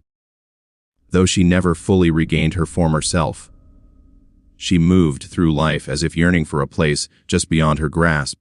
Perpetually feeling detached from the world, she elected over eternal dreaming. She graduated from high school, transitioned to college in Seattle, but struggled deeply with depression, haunted by the notion that nothing within reality could hold a candle to the beauty wrought from her nocturnal experiences. She resorted to medication to repress the vividness of her dreams, fearful that overindulgence in the allure of imagination would find her spiral back toward the dream city. 5 years elapsed, and one day, Emma vanished from her Seattle apartment. Not a trace of struggle or indication she meant to leave. She simply slipped into slumber one night and never roused. Though her breathing remained steady and her figure appeared seated in bed, she was altogether unresponsive. Medical professionals branded it a catatonic state with no recognizable origin. Yet I understood what unfolded. Emma had finally relented to the alluring call she'd battled for years, allowing her conscious spirit to travel fully to the dream realm while her physical body remained tethered to the waking world. I often ponder whether she ultimately made the right selection. In a life fraught with harshness and disillusion, perhaps eternal dreaming within a crystalline city could prove a welcome destiny. However, I also remain aware that lingering in the woods near Juneau stands disaffected sleepwalkers, still attending moonlit congregations, tirelessly drawing fresh dreamers to join their ranks in between the life of waking and slumber. Should you ever wander through the night without recollecting how you arrived, or if you encounter whispers beckoning you to a utopia of beauty, peace, and refuge from life's burdens, keep Emma Rodriguez in mind and the choice she faced. For once that call is heeded, once you yield to the pull of the dream realm, a sweet grip inhibits your ability to fully awaken. The query remains, is it a curse or a benediction? That, indeed, is a deliberation every sleepwalker must confront upon arriving at the threshold of two realities and choosing the home to call their own. In the summer of 2018, I took a job at a salmon processing plant outside Ketchikan that boasted extraordinary pay for college students willing to endure the grueling hours of Alaska's fishing season. I'm Jessica Martinez, and looking back, I should have heeded my instincts when I sensed something was fundamentally off about my fellow workers in ways I couldn't quite articulate at first. What I uncovered in that isolated facility shattered my understanding of human nature and revealed the hidden horrors that can lurk in plain sight.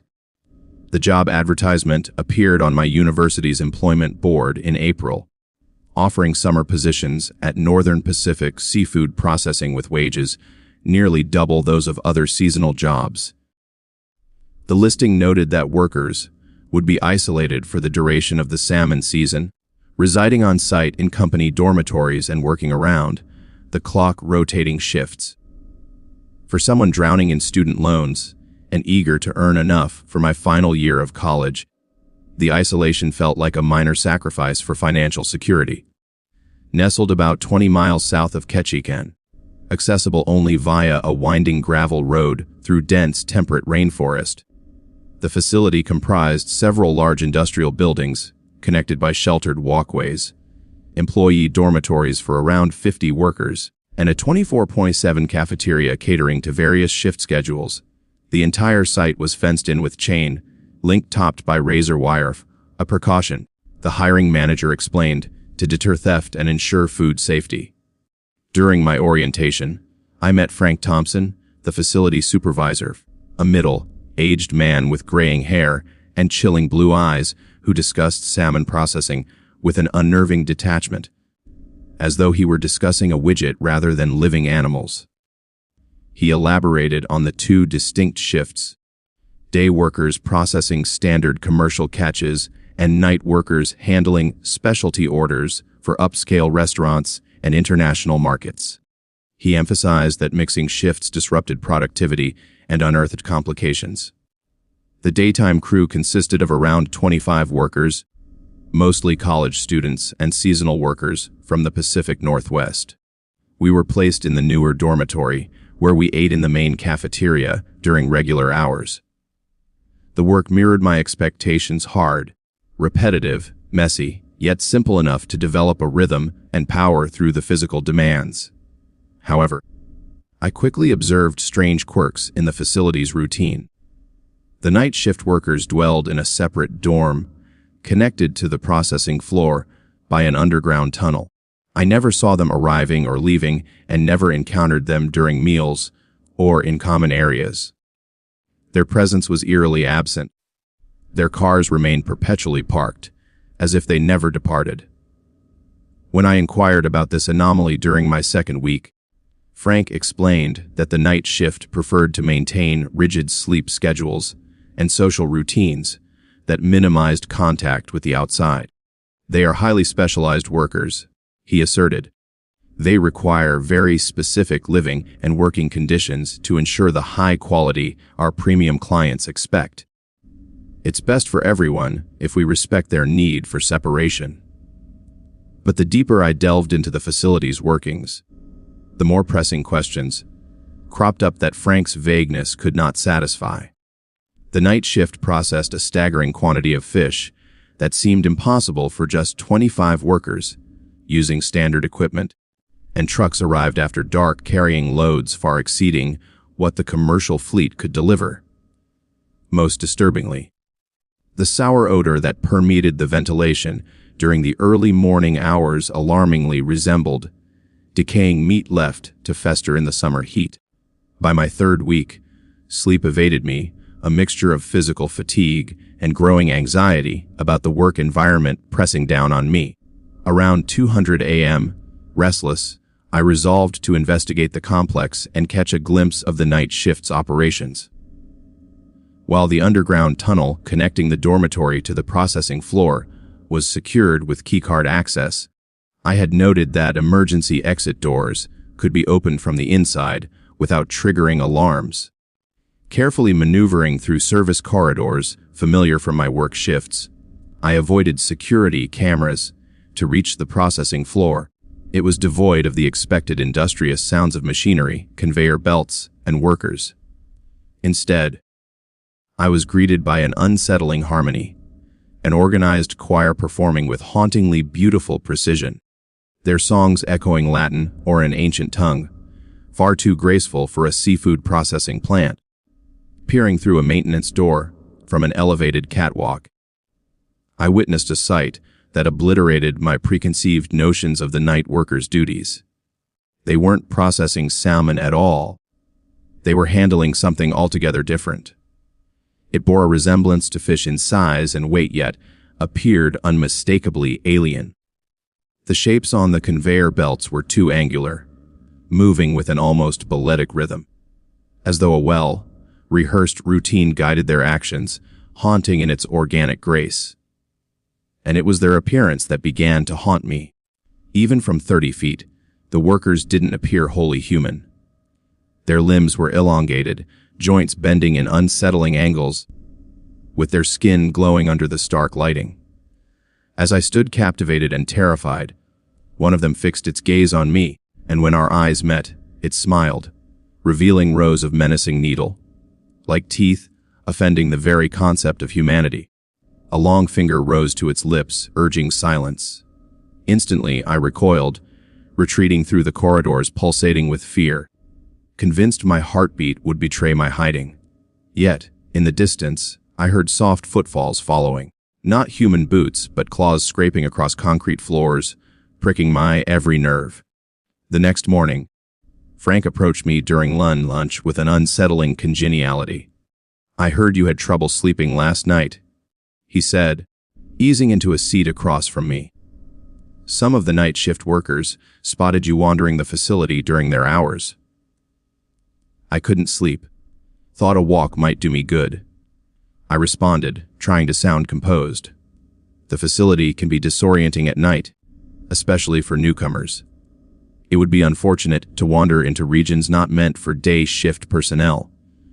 Playing innocent, I deflected. I stayed in the main corridors. I didn't see anything unusual.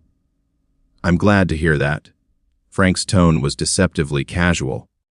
"But sometimes, people see things that aren't really there, especially when sleep, deprived, or stressed.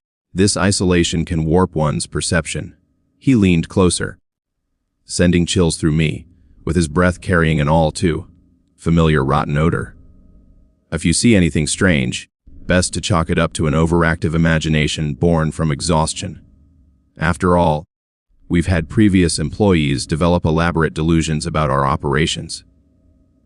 They had to be transferred for professional care. You see, when someone loses grip on their mind, it complicates matters." The underlying threat hung in the air, disguised as concern. I realized if I talked about my experiences, it would brand me unstable, transporting me off the premises under circumstances too sketchy for me to report. For the remainder of my tenure, I wore the mask of normalcy while covertly observing any anomalies. Trucks arrived nightly with loads shrouded in tarps unloaded directly into processing areas beyond my sight. Vehicles bore no company markings or identifiable details, and their plates seemed covered with dirt or removed. Night shift workers had a sinister absence from common areas. They didn't participate in our cafeteria routines or recreational activities, existing almost as ghosts in their isolated existence. On my last day, curiosity led me to scrutinize the employee parking lot for the night shift vehicles. What struck me was the realization that many belonged to locals reported missing throughout the years in Southeast Alaska. Like a Honda Civic belonging to Sarah Chen, missing for 8 months from Juneau, or a red Ford registered to Michael Thompson from Sitka, who vanished over a year before, and a green Subaru owned by Jennifer Walsh, last seen hiking in Tongass National Forest the previous summer. Enthralled, I documented plate numbers and vehicle details, anonymously alerting the Alaska State Troopers to the whereabouts of these missing rides. However, when authorities arrived 2 weeks later, they reported finding not the slightest trace of these vehicles. Their conclusion declared the facility contained only standard commercial seafood processing tools and employee vehicles, lacking any evidence of missing persons or odd operations. Yet, 6 months after my departure, Northern Pacific Seafood Processing was shuttered by federal authorities owing to an anonymous tip regarding health code violations. The ensuing investigation outlined issues of improper waste handling and unsatisfactory sanitary practices. Yet the site was barricaded before independent observers could study the night shift realms. The property later changed hands to a holding company from Seattle, and all employment records were destroyed during the cleans. Frank, along with supervisory crew, vanished without a forwarding address, revealing no trail leading to other seafood processing jobs. What happened to the day shift employees after I left remains a mystery. But some were reported missing months later: college students who never resumed their studies, seasonal workers who failed to contact families post-assignment. They disappeared without a trace, leaving an unsettling trail. The most fearsome thought is that night shift workers were not seasoned specialists, but rather the transformed remnants of former day shift laborers. victims of some unthinkable process, altering their humanity into something altogether different. Numbed by the mesmerizing synchronization and inhumanly sculpted features, I witnessed a process meant to overhaul beings into adept forms capable of meeting needs incompatible with the human condition. Though the facility's doors had closed, I harbored no illusions that operations had ceased. Somewhere deep within the wild expanse of Alaska, distant from public scrutiny and oversight, that unholy work endures. Humans continue to be treated as processed materials, reformed into sentient resources, laboring under conditions bound to obliterate ordinary life, fulfilling demands that transcend our comprehension. So, the next time you ponder a job at a remote enterprise offering unusually high pay for simple tasks, remember my harrowing tale at the Ketchikan processing plant. Question: why they must isolate employees from the rest of the world. Wonder why different shifts must never intertwine. Reflect on what makes their operations shrouded in secrecy. Because some industrial dealings entail more than handling fish or agricultural goods. They encompass the harvesting of something immeasurably more valuable. Once entwined in their supply chain and restructured to accommodate their operational purposes, you depart forever changed, morphed into something that fuels the facility's overarching goals. While your altered form may withstand demands beyond begotten human limits, the machinery relentlessly churns, processing continues, and the output fed into markets far removed from conventional channels, markets insatiable for human resources beyond our wildest horrors.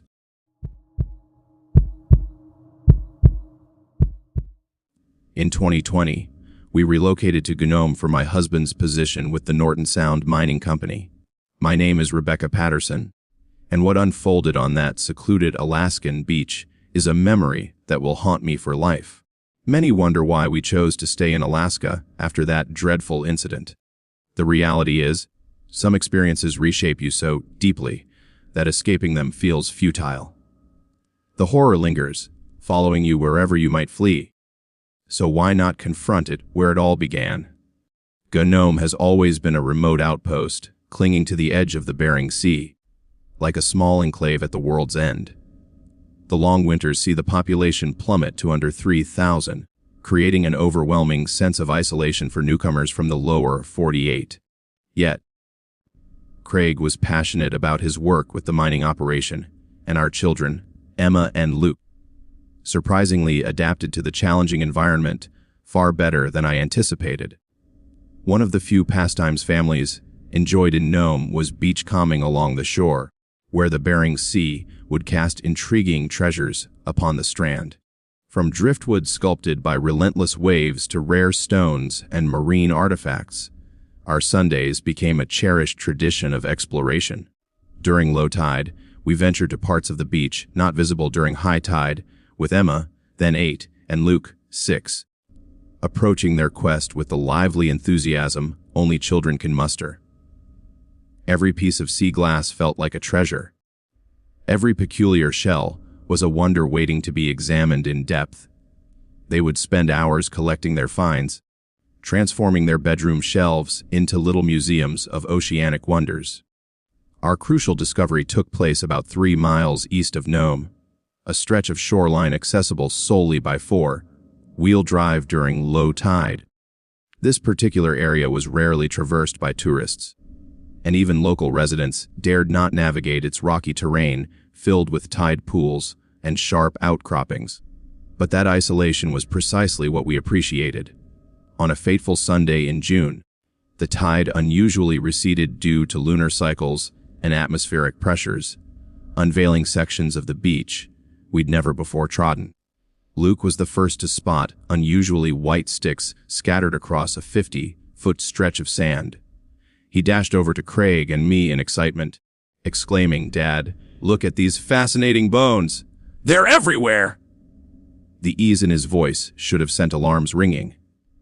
Luke had always shown enthusiasm for animal remains, and in our previous beach outings, we'd encountered deer bones, bird skulls, and fish remnants.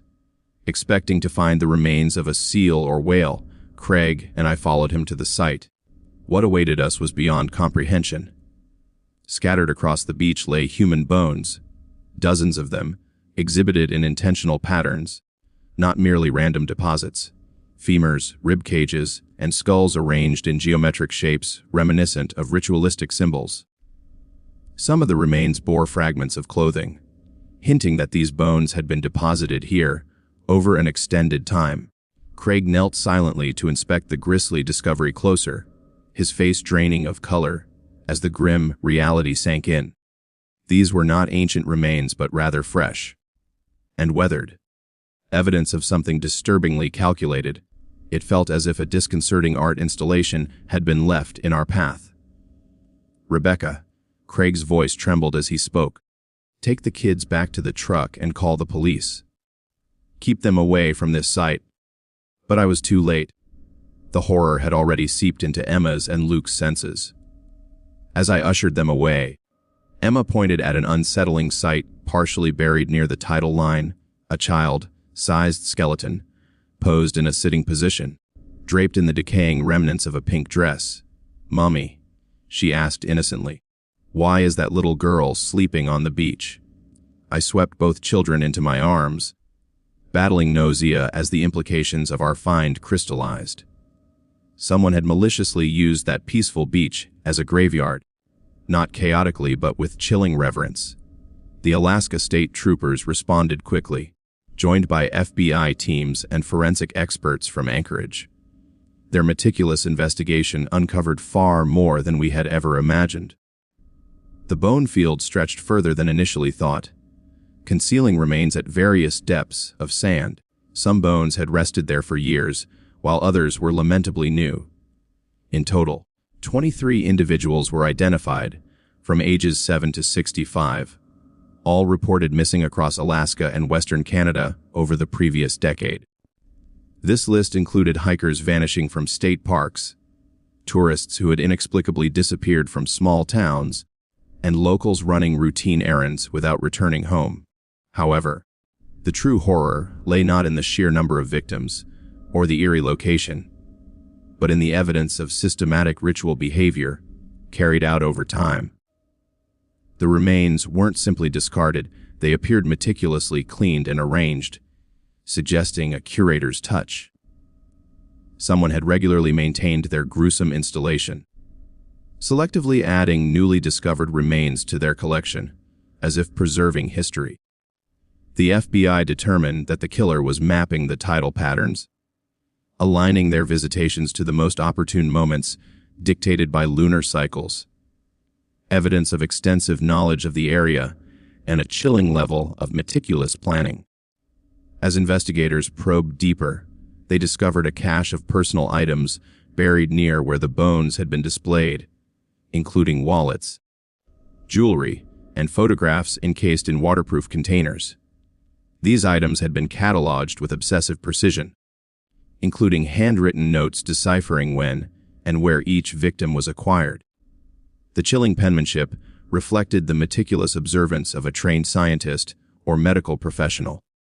Ultimately, these notes detailed final moments with clinical detachment, capturing deaths not as tragic losses, but rather as documented experiments. Despite the exhaustive investigation, law enforcement remained unable to pinpoint the individual responsible for the Nome Beach murders. The perpetrator had evaded detection, leaving behind no fingerprints, DNA, or solid clues.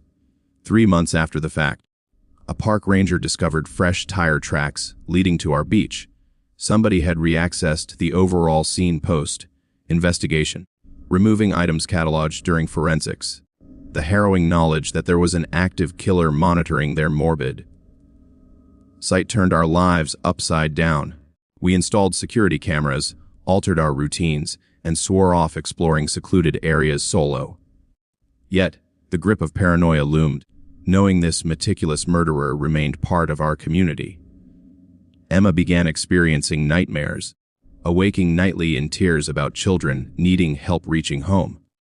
Luke grew obsessed with bones, arranging animal remains in patterns reminiscent of what we originally discovered. Both required counseling to process their traumatic exposure. Faced with the choice of leaving Nome or standing our ground, Craig grappled with leaving behind a job opportunity that felt like a win against a killer. Uprooting our lives felt like conceding to fear, yet continuing to live daily with the potential presence of a monster amongst us had tinted our connections to this place forever. We opted to remain, but a shadow cast over our comprehension of Alaska had been irreparably altered. No longer did family trips to remote locations unfold. Our once appreciated isolation now felt threatening. Nome now served as a constant reminder that menacing shadows lurked. Whether during missing persons reports or transient tourist disappearances, as the specter of the killer lingered, the investigation remains open, yet no arrests have surfaced. Authorities persist, vigilantly monitoring remote trails and beach accesses for a resurgence of the same grim activity. But their original haven has been avoided, at least left undisturbed. During the unyielding Alaskan winters, thoughts chase me, questioning whether the killer involves someone we might know, perhaps someone at the grocery store or part of our community, coordinating daily social interactions while continuing a sinister collection, somewhere deep in the wilderness. Perhaps our find at Nome Beach was merely one exhibit amid many scattered across the wilderness. Alaska boasts countless hidden stretches where human remains could be artfully arranged without fear of interruption. We may have uncovered just one chapter detailing a malignant series of collections spanning decades. Endlessly reaching across the state, the curator still prowls, creating and adding to exhibits that will evade detection, until another family takes their children beachcombing on an unassuming low tide day, unearthing a nightmare that erases every prior notion they held about their refuge.